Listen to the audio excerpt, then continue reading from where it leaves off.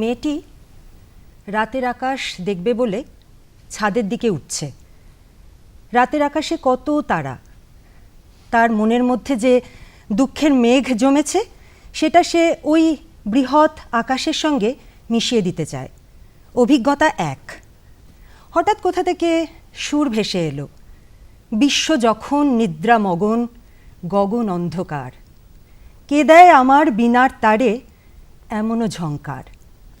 দুঃখ একটু থেমে গেল, বলা ভালো তার দুঃখ কমে গেল, সে নিচে নেমে এলো। অভিজ্ঞতা দুই। একবার বাদল দিনে পাঠভবনের ফিরিয়ে দেওয়া বাংলা খাতার পেছনে কে যেন লিখে দিয়েছিল, গ্রহণ করেছ যত, ঋণী তত করেছ আমায়। আকাশে মেঘ থাকলেও বৃষ্টি হয়নি, মনে বৃষ্টি পড়েছিল। অভিজ্ঞতা তিন। একদল কচিকাঁচার দল, তারা ছুটছে। আম্রকুঞ্জ, বকুলবীথি সব পেরিয়ে তারা অনেক দূরে যেতে চায়, মুক্তির আনন্দে। তারা কি বলছে, তুমি কোষে ধরো হাল, আমি তুলে বাঁধি পাল, হাই মারো মারো টান হাইও। রবীন্দ্রনাথ, আশ্রয় ও আশ্রম। সঙ্গে অধ্যাপক মানবেন্দ্র মুখোপাধ্যায়, বাংলা বিভাগ, বিশ্বভারতী। আমি আমার জীবনের অনেক অভিজ্ঞতার মধ্যে তিনটে বলার চেষ্টা করলাম, 1, 2, 3। আমি জানি এতে থেমে যাওয়া যায় না, কত কিছু আছে। আমি এই যে বলার চেষ্টা করলাম, কেন করলাম? এটা কি আশ্রয়, নাকি আমি অন্য কিছু বলতে পারি? রবীন্দ্রনাথ, রবীন্দ্রনাথ, রবীন্দ্রনাথ। হ্যাঁ, নিশ্চয়ই এটাও এক রকমের আশ্রয়।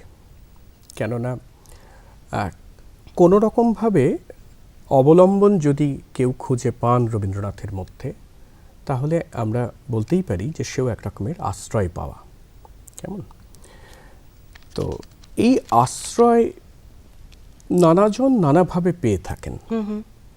খুব সহজ যে অর্থ, একটা স্মরণ আশ্রয়, অবলম্বন, তেমনি আরও অনেকেই, মানে আমাদের সাধারণ মানুষ যারা বড় বড় মনীষী রয়েছেন, তারা নানাজন নানাভাবে রবীন্দ্রনাথে আশ্রয় পেয়েছেন। আমি একটা উদাহরণ বলি। আপনি জানেন তরুণ কবি আওয়েন যখন যুদ্ধে যেতে বাধ্য হন, তখন তার যুদ্ধযাত্রাকালে পকেটে নিয়ে গিয়েছিলেন রবীন্দ্রনাথের গীতাঞ্জলির একটি গান, পাওয়া গিয়েছিল তার পকেটে পড়ে। সেটা হচ্ছে, যাবার দিনে এই কথাটি বলে যেন যাই, যা দেখেছি যা পেয়েছি তুলনা তার নাই। এটা আওয়েনের মা সুজান পরে রবীন্দ্রনাথকে বলেছিলেন। আরেকটা কথা আমার মনে পড়ছে, সেটা হচ্ছে মিস বসনেক, তিনি রবীন্দ্রনাথকে বলেছিলেন, সে ওই যুদ্ধের সময়ের কথা, যে আমাদের দেশের তরুণেরা যারা যুদ্ধে যাচ্ছে, তারা যুদ্ধে যাওয়ার আগে ডাকঘর অভিনয় করছে। রবীন্দ্রনাথ খুব বিস্মিত হয়েছিলেন এবং মনে করেছিলেন একভাবে এটা পুরস্কৃত হওয়া। কিন্তু দেখুন, এই যে ডাকঘর কখনো যুদ্ধযাত্রী সৈন্যদের একটা মানে অনুপ্রেরণা বা উদ্বুদ্ধ করতে পারে, অথবা ওই যে হয়তো তারা আর ফিরে আসবেন না, সেইটে জন্যে তার কোথাও একটা তাকে সাহস যোগাবে, এরকম কি মনে হয় কখনো ডাকঘর পড়ে? অর্থাৎ আমি বলতে চাইছি যে কে যে কিভাবে রবীন্দ্রনাথ পড়বেন এবং কোথা থেকে কোথায় গিয়ে পৌঁছবেন, কি মানে তিনি গ্রহণ করবেন, মানে কিভাবে তিনি আশ্রয় পাবেন, এটা বলা খুব মুশকিল। তবে যদি আমাদের কথা বলি, আমাদের কথাও আমরাও, মানে আমার তো মনে হয় খুব সাধারণ মানুষ যারা আমরা, এটা কি শুধুই আমাদের অভ্যেস যে রবীন্দ্রনাথ আমাদের জীবনের আশ্রয়? কখনো কখনো সেটা অভ্যেস হয়ে ওঠে, এটা নিশ্চয়ই। কিন্তু অনেকেই যে খুব মানে সদর্থেই রবীন্দ্রনাথ সম্পর্কে এই কথাটা বলেন, অর্থাৎ তার শোকে দুঃখে যখন তিনি অবলম্বনহীন তখন রবীন্দ্রনাথ হয়ে ওঠেন অবলম্বন, এটা আমি অন্তত দেখেছি আমার অভিজ্ঞতায়। তারা যে খুব বড় রবীন্দ্রজ্ঞ, রবীন্দ্র পণ্ডিত তা না, কিন্তু কিভাবে যে রবীন্দ্রনাথ কোথাও তাদের অন্তরে অন্তরে অনুরণিত হন এটা বলা খুব মুশকিল, কিন্তু হন নিশ্চয়ই। জীবনের তো নানা পরিসরে আমরা রবীন্দ্রনাথকে নানানভাবে পাই। বলা ভালো যে অনেক সময় আমরা কোট আনকোট একটা মূর্তি তৈরি করবার চেষ্টা করি। একেবারে তাই। সেটা যদি আপনি আমাকে একটু ভালো করে বুঝিয়ে বলেন। মানে আসলে সবসময় কিন্তু আমরা রবীন্দ্রনাথকে আমাদের মতো করে পরিগ্রহণ করার চেষ্টা করি। আমি যখন একটা অন্য এই রবীন্দ্রনাথ আশ্রয় ও আশ্রম নামের একটা বই লিখি, তখন আমি আশ্রয় কথাটাকে একটু তির্যক অর্থে গ্রহণ করেছিলাম, ওই পরিগ্রহণ বা রিসেপশন অর্থে। অর্থাৎ বিভিন্ন ক্ষেত্রে কে কিভাবে রবীন্দ্রনাথকে রিশেপিং করেন, এইটাই হচ্ছে আমার একটা অন্যতম কৌতূহলের বিষয়, জিজ্ঞাসার বিষয়। আর মূর্তির কথা যেটা আপনি বলছেন সেটা খুবই হয়, কারণ আমরা সবসময় একটা বিরাট ধারণা, বড় ধারণাকে খুব ছোট ছোট কতগুলো মূর্তিতে ভাগ করে নিই, মূর্তিটাকে আমাদের মনের মধ্যে গেঁথে নিই, এঁকে নিই। এই যে ধরুন চারপাশে আমাদের এত স্ট্যাচু দেখা যায়, যে মনীষীর স্ট্যাচু হোক, প্রত্যেকটা স্ট্যাচুর মধ্যে কিন্তু একটা বিশেষ ভাবমূর্তির প্রকাশ। হ্যাঁ, যেমন রবীন্দ্রনাথের স্ট্যাচু, রবীন্দ্রনাথ খুব ভিড় রাস্তার পাশে দাঁড়িয়ে আছেন কিন্তু সেখানে বসে কবিতা লিখছেন, এরকম তো দেখা যায়। তার মানে আমাদের খুব গণ চৈতন্যে এটা রয়ে গেছে যে রবীন্দ্রনাথ মানেই তিনি কবি, তিনি একজন রোম্যান্টিক কবি, তিনি ভাবালু মানুষ, ইত্যাদি ইত্যাদি। মানে এই একটা মূর্তি, এর ফলে আমরা এরকম স্ট্যাচু বানাই। কিন্তু একটু ভেবে দেখলে যে এইটাই কি রবীন্দ্রনাথের একান্ত মূর্তি, তা তো নয়। রবীন্দ্রনাথের অন্য অনেক মূর্তি আছে, যেমন রবীন্দ্রনাথ তো কর্মী রবীন্দ্রনাথ, রবীন্দ্রনাথ তো শ্রীনিকেতনও গড়ে তুলেছিলেন। ফলে ওটাই একমাত্র মূর্তি নয়, কিন্তু মূর্তি হলেই ওই রকম একটা সম্ভাবনা থাকে কেটে ছেটে শুধুমাত্র একটা কোনো অবয়বে তাকে গ্রহণ করাটা। আর যেটা আপনি বললেন যে রিশেপিং, এই রিশেপিং করতে গিয়ে তো ধারণাগুলোও ধারণাগুলো বদলে যায়। এবং মূর্তি গড়ার ব্যাপারটা এটা কিন্তু রাজনৈতিক, সামাজিক, সাংস্কৃতিক প্রত্যেকটা স্তরেই চলে। একটা বড় প্রেক্ষাপট, সব ক্ষেত্রেই চলে। যেমন ধরা যাক কোনো একটা বিশেষ রাজনৈতিক মতাদর্শ, তারা হয়তো শিবাজি উৎসব রবীন্দ্রনাথ লিখেছিলেন সেটার উপর জোর দিলেন বেশি। আবার অন্য একটি রাজনৈতিক মতাদর্শ, তারা হয়তো জোর দিলেন যে রবীন্দ্রনাথ রাশিয়ার চিঠি লিখেছিলেন। তারপর হয়তো আবার এমনও হলো যে রাশিয়ার চিঠির 13 নম্বর চিঠি, যেখানে একটু সমালোচনা আছে, সেইখানে সেই চিঠিটাকে হয়তো তারা উদ্ধৃত করলেন না, এখানে আবার উদ্ধৃতির রাজনীতি আছে। তো এটা সামাজিক স্তরে আছে, সাংস্কৃতিক পরিসরে আছে, বিদ্যায়তনিক, মানে আমরা যারা কলেজ বিশ্ববিদ্যালয়ে পড়াচ্ছি সেখানেও আছে। মানে আমরা যে সিলেবাসে রবীন্দ্রনাথ পড়াচ্ছি সেই পড়ানোটার মধ্যেও তো একটা খুব স্টেরিওটাইপ ব্যাপার আছে, সেটা হয়তো আমরা চেষ্টা করছি অনেক সময় এই ব্যাপারটা দূর করার। কিন্তু তবুও সেখানেও সিলেবাসে যদি একটা পরিসংখ্যান নেওয়া যায় কোন কোন টেক্সট মূলত পড়ানো হয়, তো এটা দেখা যাবে। গবেষণার গতি প্রকৃতি, এমনকি ইন্টেলেকচুয়াল স্ফেয়ার যেটাকে বলে, বৌদ্ধিক পরিসর, সেখানেও এটা আছে। সেটা কিভাবে আছে? যেমন আমি একটা তত্ত্ব প্রতিষ্ঠা করেছি বা একটা তত্ত্ব আমার হাতে রয়েছে, সেই তত্ত্বে আমি শেষ পর্যন্ত কোথাও রবীন্দ্রনাথের সঙ্গে একটা যোগসূত্র খোঁজবার চেষ্টা করছি বা রবীন্দ্রনাথের উপর সেটা আরোপ করছি। যদি বিষয়টা আরোপ করার মতো হয় তাহলে কিন্তু সেটা ঠিক হবে না, কারণ সবসময় যে কোনো তত্ত্বের ক্ষেত্রেই একটা ইন্ডাকটিভ লজিক অনুসরণ করা উচিত, অর্থাৎ সিঁড়ি ভেঙে ভেঙে পৌঁছানো দরকার। আমি আগে থেকে তৈরি করা কোনো তত্ত্বের খাঁচায় যদি রবীন্দ্রনাথকে পড়বার চেষ্টা করি তাহলে কিন্তু কেটে ছেটেই আমাকে নিতে হয়, সেও একটা মূর্তিই তৈরি হয়। আমি এই জায়গাটা থেকে আপনার কাছে আসবো, এই যে সিঁড়ি ভেঙে ভেঙে পৌঁছানোর একটা ব্যাপার। রবীন্দ্রনাথকে ভালোবাসেন একজন মানুষ, খুব সাধারণ একজন মানুষ আমাকে একবার বলেছিলেন যে রবীন্দ্রনাথ আমার কাছে ঠিক ভালো পোশাকের মতো, খুব বিশেষ দিন ছাড়া যেরকম আমরা ভালো পোশাকটা আলমারি থেকে বাইরে আনি না বা গায়ে পরি না, রবীন্দ্রনাথও সেরকম। তা আমি জানতে চেয়েছিলাম কেন, যে আমার মতন একজন সাধারণ মানুষ তাকে কি ছুঁতে পারবো, মানে ওই রকম একজন উচ্চতার মানুষকে? কি বলবেন আপনি? আমার তো মনে হয় যে কথাটা তিনি খুব ভুল বলেননি, তিনি খুব সততার সঙ্গে সেটা স্বীকার করেছেন। তার কারণটা হচ্ছে যে কখনো কখনো মনে হয় যে আমি যতই চাই না কেন, আমাদের মতো সাধারণ মানুষের পক্ষে রবীন্দ্রনাথকে সম্পূর্ণ আপন করে নেওয়া, আত্মস্থ করে নেওয়া একটু কঠিন। সেটা রবীন্দ্রনাথের পর্বত প্রমাণ উচ্চতার জন্যই কঠিন। সেটা কীরকম, আমি একটা উদাহরণ দিই, তাহলে বোঝাতে সুবিধা হয়। যেমন আমরা গাই বটে, বিপদে মোরে রক্ষা করো, এ নহে মোর প্রার্থনা, এ নহে মোর প্রার্থনা, এই কথাটা বলি বটে, গাই বটে, কিন্তু আমাদের মতো সাধারণ মানুষ কিন্তু আমাদের সবসময় আকুতিটা হলো বিপদে মোরে রক্ষা করো এই জায়গাটার উপর। এ নহে মোর প্রার্থনা এ কথা বলা কিন্তু খুব কঠিন। কিংবা আমি বহু বাসনায় প্রাণপণে চাই, এইটা আমাদের সকলের মনের কথা, কিন্তু বঞ্চিত করে বাঁচালে মোরে, এইটা বলবার জন্য বুকে ধক লাগে। ফলে রবীন্দ্রনাথ কোথাও একটু যেন দূরে হয়ে গেলেন, এটা তো হয়। আরও একটা জিনিস, আমি আরও একটা উদাহরণ দিই। পুকুরধারে বলে রবীন্দ্রনাথের একটি কবিতা আছে, এটা পুনশ্চ কাব্যের। এই কবিতাটা রচনার একটা ইতিহাস হচ্ছে এই যে তার নাতি নীতিন্দ্রনাথ, তিনি জার্মানিতে মারা গেছেন, খবর পৌঁছেছে। খবর পৌঁছানোর পর রবীন্দ্রনাথ ঘণ্টা দুয়েক থম মেরে থাকলেন, চুপচাপ স্তব্ধ। তারপর রবীন্দ্রনাথ একটা কবিতা লিখলেন। স্বাভাবিকভাবেই আমাদের মনে হবে যে সেই কবিতা নিশ্চয়ই সেই মৃত্যুর অভিঘাত দেখা দেবে, কিন্তু পুকুরধারে কবিতার মধ্যে আমরা সেটা পেলাম না। রবীন্দ্রনাথ তার শৈশবের কথা বলছেন সেখানে।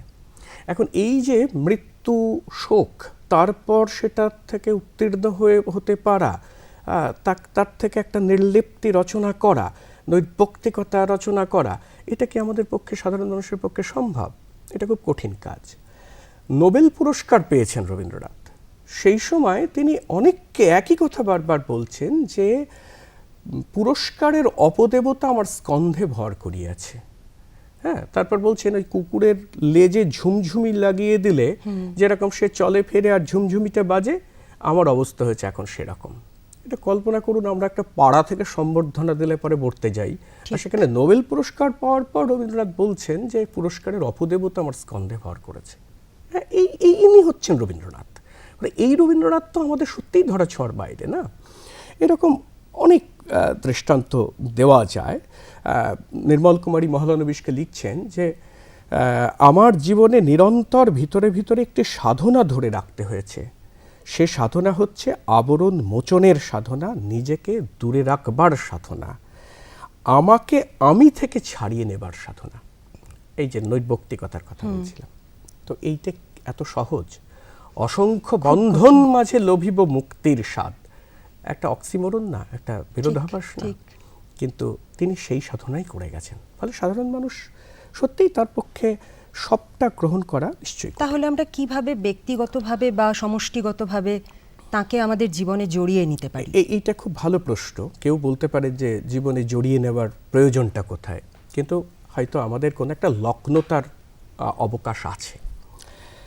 এখন মানে এহেন রবীন্দ্রনাথ, যে রবীন্দ্রনাথের কথা বললাম, তারপরেও আমি বলবো যে অনেকগুলো বিষয়, মানে আমি খুব তাত্ত্বিক কথায় যাচ্ছি না, আমি একটা বাস্তব কথাই বলছি। হ্যাঁ, যেমন ধরুন রবীন্দ্রনাথ আমাদের বলেছেন যে আমাদের এই সময়টা খুব ব্যস্ত সময়, আমরা খুব দ্রুত চলছি সব কিছু। সেই সময় উনি বলছেন যে কাজের মধ্যে ছুটি পেতে হয়, মানে যেটা শারদোৎসবে আছে, উপরন্ত পুঁথির পর পুঁথি নকল করে এবং ছুটির পর ছুটি পায়। এখন আমরা কি মনে করি যে কাজের বিপরীত কথাটা হচ্ছে ছুটি, আর উনি কি বলছেন যে কাজের মধ্যে ছুটি। এটা যদি আমাদের মন্ত্র করে নিতে পারি, মানে উপরে উপরে নয়, একদম ভিতর থেকে, তাহলে নিশ্চয়ই সেটা আমাদের এই সময়ে, এই যেটাকে আমরা খুব বেশি ফাস্ট লাইফ বলি আর কি, সেখানে একটা সান্ত্বনা হতে পারে। গতির যে ধারণা, আমার কেমন মনে হয় যে রবীন্দ্রনাথ যেন বলাকা কাব্য লিখছেন যে যুদ্ধের সময়টাতে, এইটে রবীন্দ্রনাথ শুধু গতির কথা বলবার জন্য নয়, শুধু অকারণ অবারণ চলার কথা বলার জন্য নয়, রবীন্দ্রনাথ এইখানে এটা বোঝাতে চাইছেন যে গতির সঙ্গে স্থিতির সামঞ্জস্যই হলো জীবন। শুধু ছুটে চলাটা কিন্তু বলাকার কথা নয়। কারণ বলাকার উপর যখন উনি ক্লাস নিচ্ছিলেন তখন একটা উদাহরণ দিয়েছিলেন, বললেন যে চক্রের কেন্দ্রটা যেমন স্থির এবং পরিধিটা যেমন ঘুরছে, এবং এই স্থিতি এবং গতি, এই দুইয়ের মধ্যে এইভাবে সামঞ্জস্য রক্ষা হচ্ছে, আমাদের জীবনটা আসলে তাই। ঠিক। ফলে এই একটা দিক। আর একটা আমার খুব মনে হয় সেটা হচ্ছে রবীন্দ্রনাথের জীবন যদি আমরা খুব ভালো করে পর্যবেক্ষণ করি তাহলে দেখব রবীন্দ্রনাথ যেমন জনগণের সঙ্গে খুব ওতপ্রোত, যেটাকে আমরা বলি রবীন্দ্রনাথেরই ভাষায় সজনতা, তেমনি রবীন্দ্রনাথ কিন্তু আবার একটা খুব নির্জন পরিসর নিজের জন্য রচনা করতে পারতেন। এই যে নির্জনতা এবং সজনতা, যেমন শিলাইদহ পর্বে উনি জমিদারির কাজ করছেন তো, কিন্তু ছিন্নপত্রের চিঠিতে আপনি জমিদারি কাজের লেশমাত্র খুঁজে পাবেন না। সেখানে হচ্ছে ওর ওই বিশেষ নির্জনতা উপভোগ, এইটার কথা। তো এই যে নির্জনতা এবং সজনতা দুটোই আমাদের জীবনে প্রয়োজন, এই দুটোকে মিলিয়ে নেওয়ার একটা খুব চেষ্টা রবীন্দ্রনাথের থাকে। এইখান থেকে আমি আসবো, একটা জিনিস আমার নিজের খুব জানতে ইচ্ছে করে। একবার রবীন্দ্র চর্চার ক্লাসে শিক্ষিকা আমাদের বলেছিলেন যে শান্তিনিকেতন এবং রবীন্দ্রনাথ ইউনিক কেন। তো আমরা তখন ছোট, ক্লাস 8, তো আমরা জানতে চাইলাম যে কেন। বলেন এই যে তোমার মধ্যে যে প্রেম ভালোবাসা, তোমার চাওয়া পাওয়া সব আছে, আমরা তো শুধু সেটা নিয়েই ভাবি, কিন্তু শান্তিনিকেতন এবং রবীন্দ্রনাথ এই তোমার চাওয়া পাওয়া প্রেমের সঙ্গে একটা বৃহত্তর জগৎকে মিলিয়ে দেয়। আমি যদি আপনার কাছে জানতে চাই যে এত পড়াশোনা, এত পড়ানো, এত গবেষণা, রবীন্দ্রনাথের কোন ইউনিকনেস বা কি কি ভাবনা আপনাকে আজও আকৃষ্ট করে? সেরকম যদি বলি, মানে আপনার শিক্ষিকা যা বলেছেন একেবারে ঠিক কথা বলেছেন। এটা হচ্ছে সামঞ্জস্য, এটা হচ্ছে জুড়ে নিতে পারা, হ্যাঁ, এটা রবীন্দ্রনাথের রয়েছে। তার সঙ্গে আমি বলবো যে আত্মশক্তি একটা শব্দ, বীজ শব্দ রবীন্দ্রনাথ আমাদের দিয়েছিলেন। সেলফ রিলায়েন্স, নিজের মধ্যে নিজেরে মাঝে শক্তি ধরো, নিজেরে করো জয়, আত্মশক্তি। একটা হচ্ছে যে ব্যক্তি এবং সমষ্টির সঙ্গে, আপনার কথার সূত্রে বলি, একটা সমন্বয়, সামঞ্জস্য, এটা খুব রয়েছে। মানে ব্যক্তির পরিসরে, সমষ্টির পরিসরে, কিন্তু দুয়ের মধ্যে একটা অপূর্ব সামঞ্জস্য স্থাপন করা সম্ভব। আমার মনে হয় রবীন্দ্রনাথ উপনিষদ থেকে আর কি পেয়েছেন জানি না, কিন্তু যে জিনিসটা খুবই পেয়েছেন সেটা হচ্ছে সামঞ্জস্যের শিক্ষা, এইটা পেয়েছেন। আরও কিছু কিছু জায়গা আছে, যেমন ধরা যাক আমি বলি, ধরুন পৌরুষের যে ধারণা, মানে পৌরুষের তো একটা খুব টিপিক্যাল ধারণা আমাদের পুরুষতান্ত্রিক সমাজে রয়েছে, কিন্তু ঘরে বাইরে নিখিলেশকে দেখুন, তিনি কিন্তু একেবারে সেই ধারণার বিপরীত। হ্যাঁ, তো এই রকম এটা কলাবিদ্যা প্রবন্ধেও আছে, হ্যাঁ, বা আরও অন্যত্র আছে। পৌরুষের এই যে ধারণা, ধনঞ্জয় বৈরাগীর মধ্যে, ধনঞ্জয় বৈরাগীকে যখন তার সাঙ্গপাঙ্গরা বলেন যে কেমন করে মার লাগাতে হয়, তখন মার কি করে না লাগাতে হয় সেটা জানিস না, এই যে ব্যাপারটা, মানে তখন কিন্তু গান্ধীজি আসেননি রাজনীতিতে। মানে এই যে প্রকরণগত নানা দিকের দীক্ষা, সেটা রবীন্দ্রনাথ আমাদের দিয়েছেন। গোড়ার মধ্য দিয়ে যেভাবে উনি দেখাচ্ছেন যে আমাদের মানে সমস্ত সংকীর্ণতা ঘুচে যাচ্ছে, একটা খুব বড় রকম প্রসারিত ভুবনে যুক্ত হতে পারছে গোড়া, তার সংকীর্ণতা ঘুচে যাচ্ছে। এই জায়গাগুলো, বা চণ্ডালিকায়, হ্যাঁ, কিংবা ধরুন চণ্ডালিকার অস্পৃশ্যতার বিরুদ্ধে, যে মানব তুমি সেই মানব আমি কন্যা, কিংবা ধরা যাক যদি বলি যে প্রেমের ভাবনাটা, দেখুন আমাদের যে শারীরিকতা সেটা তো থাকবেই, কিন্তু সেটা প্রেমে উত্তরণ, একটা শিল্পিত উত্তরণ, এই জায়গাটা রবীন্দ্রনাথ কীভাবে করেন। চিত্রাঙ্গদার ওই গানটা যখন শুনি, আমার অঙ্গে অঙ্গে কে বাজায় বাঁশি, তখন মনে হয় অঙ্গ তো রইল, কিন্তু যখন ওই বাঁশির সুরটা বেজে উঠল, তখন সে যেন অন্য এক ভুবনে আমাদের নিয়ে যাচ্ছে। মানে এভাবে, আর সমবায় ভাবনা, কাজের ভাবনা, এসব তো রয়েইছে। এইগুলোকে যদি আমি সব সূত্রাকারে বলি, তাহলে ব্যাপারটা এইগুলোই দাঁড়ায় যে আত্মশক্তি, বা ধরা যাক তার বৈশ্বিকতা, অর্থাৎ জাতীয়তাবাদ শুধু নয়, হ্যাঁ, ও আমার দেশের মাটি তোমার পরে ঠেকাই মাথা, তোমাতে বিশ্বময়ীর বিশ্ব মায়ের আঁচল পাতা, হ্যাঁ, বিশ্ব মা যুক্ত হয়ে যাচ্ছেন ভারত মায়ের সঙ্গে। এই যে একটা প্রসারিত দৃষ্টি, এগুলোকেই আমি বলতে পারি যে রবীন্দ্রনাথ ভাবনার খুব অনুপম দিক, যেটা আজও খুব জরুরি আমাদের জন্য। একটু বিশদে শুনবো যে কর্মী রবীন্দ্রনাথ, শান্তিনিকেতন আশ্রম তিলে তিলে গড়ে তোলা আশ্রম ভাবনা, বিশ্বভারতী ব্রহ্মচর্যাশ্রম, কিভাবে আপনি দেখেন? এত সংক্ষিপ্ত সময়ে তো এত বড় কথা বলা যাবে না, শুধু একটা দুটো কথা বলবার আছে। সেটা হচ্ছে যে আশ্রম এইটাই রবীন্দ্রনাথ যখন প্রতিষ্ঠা করেছিলেন তখন একটা প্রাচীন ভারতবর্ষের আদলে, তপবনের আদলে এটা গড়ে তোলবার কথা ভেবেছিলেন। কিন্তু একটা জিনিস এটাও খেয়াল করার যে অবিকল তপবনকে অনুসরণ কিন্তু রবীন্দ্রনাথ করেননি, অনুকরণ তো নয়। যেমন ধরা যাক যজ্ঞ, এই ব্যাপারটা তো রবীন্দ্রনাথ নেননি, সেটা কিন্তু মহাত্মা মুন্সিরাম নিয়েছিলেন। ঠিক এই 20 শতকের গোড়ার দিকে তিনিও তপবনের আদর্শে বিশ্ববিদ্যালয় করেছিলেন, সেখানে যজ্ঞটজ্ঞ হতো, রবীন্দ্রনাথ নেননি। বা শিষ্যরা পদসেবা করবে সেটাও নেননি। সুতরাং নিয়েছিলেন আসলে সেই স্পিরিটটাকে। হ্যাঁ, মানে ব্রহ্মচর্যাশ্রমের ব্রহ্মচর্য বলতে আমার মনে হয়েছে রবীন্দ্রনাথ যেটা চেয়েছিলেন সেটা হচ্ছে মে মাই সেন্সেস গ্রো ইন পারফেকশন, এইটাই। হ্যাঁ, এই পূর্ণতার একটা সাধনা, এইটা করেছিলেন। এখন এই স্পিরিটের জায়গাটা, সেটা যদি আমি বলি তাহলে আমি বলবো যে বহিরঙ্গে নয়, খুব অন্তরঙ্গে কিন্তু সেই আশ্রম আজও রয়ে গেছে, নিশ্চয়ই রয়ে গেছে। হ্যাঁ, যেমন ধরুন এই যে গাছতলায় পড়াশুনো হচ্ছে, গাছতলায় পড়াশুনো ব্যাপারটা শুধু প্রকৃতির সঙ্গে নিবিড় যোগ এটা নয়, এটা তো বটেই, কিন্তু আরও একটা জিনিস খেয়াল করবার আছে এখানে। সেটা হচ্ছে যে কলোনিয়াল সিস্টেম অফ এডুকেশন, এই যে ঔপনিবেশিক শিক্ষা ব্যবস্থা, সেখানে যে ক্লাসরুমের ধারণা, ক্লাসরুমটা কি হয়, শিক্ষকের সঙ্গে আস্তে আস্তে first bench, second bench, third bench করতে লাস্ট বেঞ্চ পর্যন্ত একটা দৈশিক দূরত্ব তৈরি হয়। কিন্তু যখন গাছতলায় বেদি ঘিরে এইভাবে ছেলেমেয়েরা বসে, তখন কিন্তু এইখানে ওই লিনিয়ার ডিস্টেন্স যেটাকে বলছি, দৈশিক দূরত্ব, সেটা কিন্তু থাকছে না। মোটামুটি প্রায় কেন্দ্রে বা উপকেন্দ্রে এক জায়গায় গুরুমশাই বসছেন, মাস্টারমশাই বসছেন, চারদিকে সবার সঙ্গে একটা সমান দূরত্ব। হ্যাঁ, প্রত্যেককে চোখে পড়বে আর কি। এইটা কিন্তু একটা খুব বড় রকম, আমি বলবো যে মানে খেয়াল করবার বিষয়, যে কিভাবে একটা দৈশিক ধারণা ক্লাসরুমের সেটা বদলে গেল ওখানে।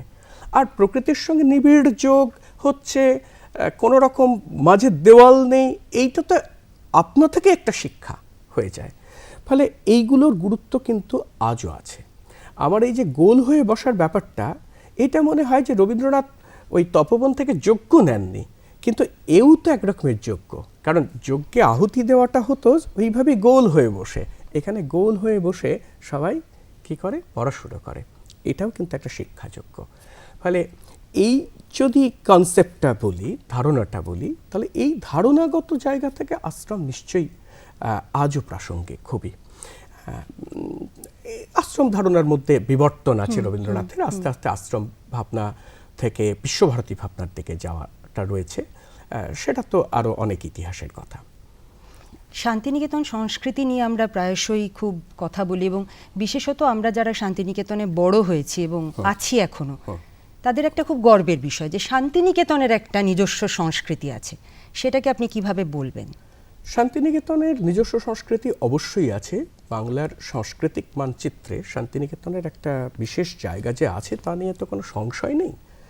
প্রশ্ন হচ্ছে শান্তিনিকেতনের এই সংস্কৃতিকে আমি কিভাবে দেখব। আমি 2-3টে শব্দটা বোঝবার চেষ্টা করতে পারি। আমার মনে হচ্ছে শান্তিনিকেতন সংস্কৃতি মানে হচ্ছে একটা হচ্ছে অনাড়ম্বরতা এবং অনুগ্রতা। দ্বিতীয়ত হচ্ছে সৃজনশীল প্রজ্ঞা। আমি পরে একটা উদাহরণ দিয়ে সবটা বোঝাবো। সৃজনশীল প্রজ্ঞা, একটা হচ্ছে পরিমিতিবোধ। আমি কি এখানে একটা কথা জুড়তে পারি? নিশ্চয়ই। আপনার রবীন্দ্রনাথ আশ্রয় ও আশ্রম গ্রন্থে আমি দেখেছি যে এই যে নান্দনিকতা এবং খুব অল্প উপকরণে সাহিত্য সভাকে সাজিয়ে তোলার কথা আপনি বলেছেন। হ্যাঁ, একেবারেই আমি এটাই বলতে চাচ্ছি। যেমন ধরা যাক মাস্টারমশাই নন্দলাল বসু, তিনি শান্তিনিকেতনের একটি নাটকের দল গেছে বাইরে, তাদের কস্টিউম নেই, প্রস্তুত নেই, তিনি কস্টিউম তৈরি করছেন ওই শিরীষ ফল এইগুলো দিয়ে কানের করে দিচ্ছেন। হ্যাঁ, তারপর ওই যে কলার থোড় হয় সেখান থেকে ওই সাদা অংশটা কেটে কেটে নিয়ে কাঁঠাল পাতার গয়না তো আমরা দেখেইছি। এইটা বিশেষভাবে মানে শান্তিনিকেতন দেখিয়েছে যে খুব সামান্য উপকরণে কেমন করে সুন্দরকে অভ্যর্থনা জানাতে হয়। এইটা হলো শান্তিনিকেতনের সবচেয়ে বড় দিক। আলোচনার একেবারে শেষ পর্যায়ে, মানে আমার এই বিষয়ে আরও শুনতে ইচ্ছে করছিল কিন্তু সময়টা কম। এই প্রজন্মের যারা তরুণ তরুণী, তারা রবীন্দ্রনাথকে কিভাবে জানবে, বা কিভাবে রবীন্দ্রনাথকে তাদের জীবনের সঙ্গে যুক্ত করতে পারবে? কিভাবে জানবে মানে হচ্ছে পড়ার কোনো বিকল্প নেই। আর একটা কথা আমি প্রসঙ্গত বলি, অনেকেরই ধারণা সারা জীবনে রবীন্দ্রনাথ পড়ে শেষ করা যায় না। এখন প্রশান্ত কুমার পালের রবি জীবনের প্রথম খণ্ডের ভূমিকাটা যদি কেউ পড়েন, তাহলে দেখবেন প্রশান্ত কুমার পাল লিখেছেন যে 1972 সাল থেকে তিনি একাধিক্রমে রবীন্দ্রনাথ পড়তে শুরু করলেন এবং 1976 সালে তার সমস্ত পড়া সম্পূর্ণ হয়ে গেল। তারপরে তার 4 বছর লেগেছিল রবীন্দ্রনাথ পড়ে ফেলতে। এবার কারোর সেটা 10 বছর লাগবে, কারো 15 বছর লাগবে, কিন্তু পড়া যায় না, অন্তত তার মূল গ্রন্থগুলো পড়া যায় না তা তো নয়, পড়া যায়। এই পড়ার কোনো বিকল্প নেই। দ্বিতীয় কথা বলবো যে আজকের সময়, পরিস্থিতি, পরিপ্রেক্ষিত তার সঙ্গে সাযুজ্য রেখেই কিন্তু রবীন্দ্রনাথকে আজকের তরুণ প্রজন্ম চেনবার জানবার চেষ্টা করবে। যেমন আমি একটা কথা বলি, 1914 সালে রবীন্দ্রনাথ কোনো কারণে এক ধরনের বিষণ্ণতা বোধে আক্রান্ত হয়েছিলেন। কেউ বলে যে এটা একটা ওষুধের পার্শ্ব প্রতিক্রিয়ায়। তখন উনি বলেছিলেন যে ডেলিভারেটলি সুইসাইড করতে বসেছিল, এরকম একটা কথাও আছে রবীন্দ্রনাথকে লেখা চিঠিতে। তখন তারপরে উনি বলছেন যে মৃত্যুর যে গভীর গহ্বরের দিকে নেমে যাচ্ছিলাম, সেখান থেকে আমি ফিরে এসেছি, ফিরে আসবই, তুই চিন্তা করিস না, সেখান থেকে আমি ফিরে আসবই, এর মন্ত্র আমার জানা আছে। আমার সবসময় মনে হয় এইখানেই তো রবীন্দ্রনাথ, এই যে মনের জোর, এই যে মৃত্যুর গহ্বরের দিকে চলে যাচ্ছেন কিন্তু তারপরে ফিরে আসতেই হবে, এটা তো আজকের দিনে এই যত আমাদের চারিদিকে ফ্রাস্ট্রেশন ইত্যাদি দেখি, সেখানে আমাদের মনে হয় যে এও তো একটা মন্ত্রের মতো কাজ করতে পারে। কেমন? তো এরকম অনেক কিছু আছে যেগুলো দিয়ে আমরা বলতে পারি, যে তরুণ প্রজন্মকে বলতে পারি যে রবীন্দ্রনাথ কিন্তু ওই রকম গ্রহান্তরের একজন নক্ষত্র না। রবীন্দ্রনাথে এমন অনেক কিছু হচ্ছে, প্রেম, প্রত্যেকটি অনুভূতি, যেমন ধরা যাক ওই যে প্রেমের জোয়ারে ভাসাবো দোহারে, এইটা যখন ভাসাবে দোহারে, এইটা যখন বাঁধন খুলে দাও, হ্যাঁ, তখন মনে হয় যে এরকম প্রেমের গানই বাকি আছে। তরুণ প্রজন্মের তো এগুলো খুব ভালো লাগার কথা। ফলে এইগুলো পড়তে পড়তে, শুনতে শুনতে, জানতে জানতে তরুণ প্রজন্ম একসময় আবিষ্কার করবে যে আজকের আমাদের যে বাস্তবতা, তাদের যে অনুভূতি, উপলব্ধি, তার সঙ্গে রবীন্দ্রনাথের একান্ত একটা যোগ আছে। এই অনুষ্ঠানের ঠিক শেষ বলতে ইচ্ছে করে না, ওখানে ওই শব্দটা খুব ক্লিশে হয়, কিন্তু তবুও মানে উপসংহার টানবো আপনার একটা পাঠের মধ্যে দিয়ে। তার আগে শুধু আমি একটা লাইনে বলবো যে আমার জীবনে এই রবীন্দ্রনাথের আশ্রয় শুধু একটা লাইনেই, যে রাতেরও তারা দিনেরও রবি, আঁধারো আলোর সকল ছবি। এবারে আপনার ওই পাঠটা দিয়ে আজকের এটা শেষ করব। গঙ্গা জলে গঙ্গা পুজো করার মতো। সেটা হচ্ছে দুটো কথা, একটা ছোট্ট দুলাইন। সেটা হচ্ছে নবজাতক কাব্যের জয়ধ্বনি বলে একটা কবিতা। মানে আমি রবীন্দ্রনাথকে কিভাবে দেখি বা রবীন্দ্রনাথ বললে আমার কি মনে পড়ে, সেখানে আছে, দৃষ্টির সম্মুখে মোর হিমাদ্রি রাজের সমগ্রতা, যত কিছু খণ্ড নিয়ে অখণ্ডের দেখেছি তেমনি। আরেকটা রাজা নাটকের অংশ। রাজা নাটকে রাজারই সংলাপ, এটা সুদর্শনাকে বলে, দেখতে পাই যেন অনন্ত আকাশের অন্ধকার আমার আনন্দের টানে ঘুরতে ঘুরতে কত নক্ষত্রের আলো টেনে নিয়ে এসে একটি জায়গায় রূপ ধরে দাঁড়িয়েছে। তার মধ্যে কত যুগের ধ্যান, কত আকাশের আবেগ, কত ঋতুর উপহার। মনে হয় না যে এই কথাগুলো আমরা রবীন্দ্রনাথের উদ্দেশ্যেই বলতে পারি? একদমই তাই। আজকের অনুষ্ঠান আমরা একটি সুন্দর আলোচনার মধ্যে দিয়ে কাটালাম এবং শুনলাম, আমরা সমৃদ্ধ হলাম। অধ্যাপক মানবেন্দ্র মুখোপাধ্যায়কে অনেক অনেক ধন্যবাদ। নমস্কার।